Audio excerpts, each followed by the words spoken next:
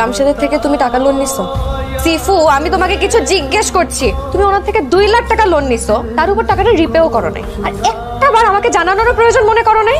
এখন উনি যখন তখন বাসায় এসে আমাকে ডিস্টার্ব করতেছে, টাকা চাচ্ছে। আমি একা একটা আমি কি করবো? পালাই পালাই বেড়াইতেছো। হোয়াটস রং উইথ ইউ?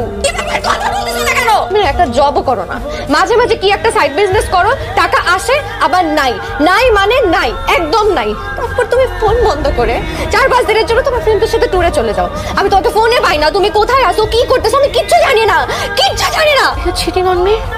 না না না, আমি তোমাকে ভালোবাসি। তোমার এই ভালোবাসা না আমার জন্য একটা প্রেসারের মতন হয়ে গেছে। বিশ্বাস করো, মনে হচ্ছে আমি একটা প্রেসার কুকারের মধ্যে আছি, যে কোনো সময় বার্স্ট আউট হয়ে যাবো।